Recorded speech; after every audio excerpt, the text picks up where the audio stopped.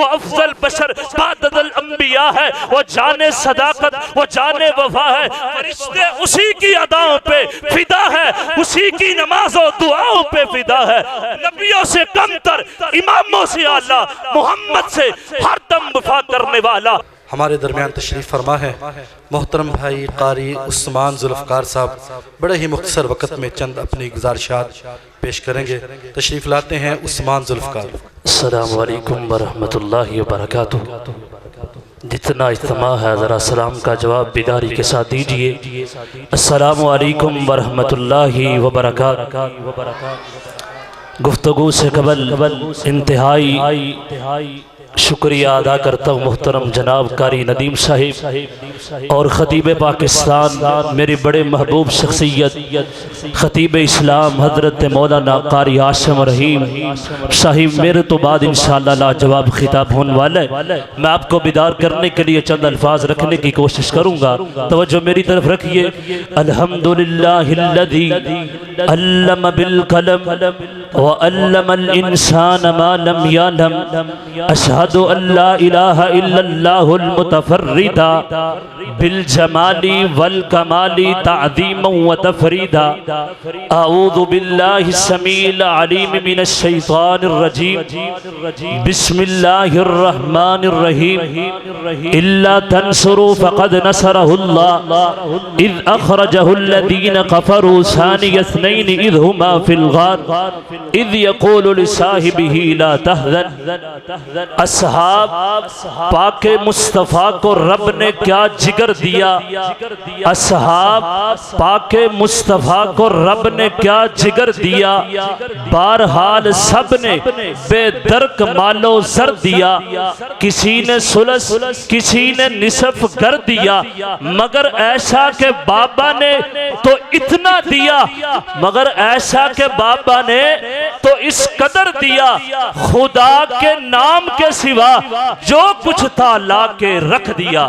حضرات گرامی قدر، بڑے اختصار کے ساتھ جس پھول کا تذکرہ کرنے لگا ہوں، توجہ میری طرف رکھیے۔ تاریخ اسلام کے صفات پر دیکھا جائے، اگر کوئی نام روشن ہے، کوئی نام بلند ہے، اگر کوئی نام سچا ہے، کعبہ کے رب کی قسم ہے، وہ جناب سیدنا صدیق اکبر رضی اللہ تعالی عنہ ہے۔ ماشاءاللہ، اہلاً سہلاً مرحبا۔ خطیب پاکستان محبوب عوام سید سبتین شاہ نقوی صاحب تشریف لا چکے نے، توجہ میری طرف رکھنی ہے۔ حضرات گرامی قدر، جب میرے نبی نے نبوت کا سورج طلوع ہونے لگا تو جس نے سب سے پہلے اس کی ایمان کی روشنی کو پہچانا وہ جناب سید صدیق اکبر رضی اللہ تعالی عنہ نے۔ جب میرے نبی نے دعوت حق کا اعلان کیا تو سب سے پہلے جس نے اسلام قبول کیا، جس ایمان لے کر کے آئے، کعبہ کے رب کی قسم ہے، وہ جناب سید صدیق اکبر رضی اللہ تعالی عنہ ہے۔ کون سیدنا صدیق اکبر ہے؟ توجہ میری طرف رکھیے۔ اتنی عظمت والا، اتنی شان والا ہے، اگر اس کائنات میں سب سے پہلے اگر کسی نے کلمہ پڑھا تو پڑھنے والے وہ ابو بکر ہی تھے۔ جو سب سے پہلے ہجرت میں ساتھ چلے وہ ابو بکر ہی تھے۔ جس نے بلال کو آزاد کرایا وہ ابو بکر ہی تھے۔ جس نے عامر بن مغیرہ کو آزاد کرایا وہ ابو بکر ہی تھے۔ آقا چل کے جس کے دروازے پر گئے وہ ابو بکر ہی تھے۔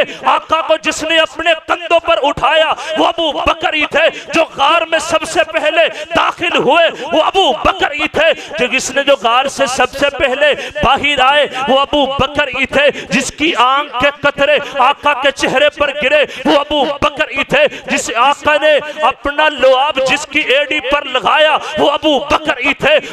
معبد کی جھونپڑی میں جو سب سے پہلے داخل ہوئے وہ ابو بکر ہی تھے۔ جس نے بکری کا دودھ دویا آقا کو پلایا خود خوش ہوا وہ ابو بکر صدیق ہی تھے۔ حضرات گرامی قدر توجہ رکھیے تو صحیح نا، جو قباء قباء میں مقام میں سب سے پہلے پہنچے وہ ابو بکر ہی تھے۔ قباء کے مقام پر پہنچ کر آقا پر سائبان بن کے کھڑے ہو گئے وہ ابو بکر ہی تھے۔ حضرات گرامی قدر جس نے بدر کے مقام پہ آقا کے ساتھ گئے وہ ابو بکر ہی تھے۔ آقا کے ساتھ چلے وہ ابو بکر صدیق ہی تھے۔ جس نے مصلی نبوت پر نمازیں پڑھائی وہ ابو بکر صدیق ہی تھے۔ حضرات گرامی قدر جسے میرے آقا نے مصلی نبوت پر کھڑا کر دیا وہ ابو بکر صدیق ہی تھے۔ توجہ رکھیے تو صحیح نا، آقا کی وفات کے بعد جس نے تاریخی خطبہ دیا وہ ابو بکر ہی تھے۔ آقا کی وفات کے بعد جس نے مسالمہ کذاب کا خاتمہ کیا وہ ابو بکر ہی تھے۔ جو کل قیامت کا دن ہوگا جسے جنت کی 8 دروازوں سے پکارا جائے گا وہ جناب سیدنا صدیق اکبر رضی اللہ تعالی عنہ ہے۔ وہ پہلا مددگار، وہ پہلا صحابی نبی نے جسے ہر قدم پر دعا دی، وہ افضل بشر بعد الانبیاء ہے، وہ جان صداقت، وہ جان وفا ہے۔ فرشتے اسی کی اداؤں پہ فدا ہے، اسی کی نماز و دعاؤں پہ فدا ہے۔ نبیوں سے کم تر، اماموں سے اعلیٰ، محمد سے ہر دم وفا کرنے والا۔ کعبہ کے رب کی قسم ہے میں اپنے شیخین کی موجودگی میں، مسلک کے ترجمان کی موجودگی میں ایک بات کا ڈنکا بجا دینا چاہتا ہوں۔ جب آقا کائنات اس دنیا سے جانے کا وقت آن قریب پہنچا ہے، نماز کا وقت ہوتا ہے، بلال آن کر کے دستک دیتے ہیں۔ توجہ میری طرف رکھنا، آخری بات ہے، بلال آن کر کے دستک دیتے ہیں، فرمانے لگے حضور نماز کا وقت ہو گیا ہے، اصحاب رسول آپ کا انتظار کر رہے ہیں۔ میرے پیغمبر نے پتہ ہی کیا بات، کس بات کو ارشاد فرمایا، فیصلہ باد کے اندر بسنے والوں آج کس محفل میں آئے ہو، دل و دماغ کی تختیوں پر اس جملے کو لکھ کر کے جانا ہے۔ میرے پیغمبر نے ارشاد فرمایا، اس بات پر مہر کو لگا دیا، فرمایا مرو ابا بکر فلیصلی بالناس، جاؤ بلال ابو بکر کو کہو کہ نبوت کے مصلی پر کھڑا ہو کر کے نماز کو پڑھائے۔ آج تم بات کرتے ہو جناب سیدنا صدیق اکبر کی صداقت کے بارے میں۔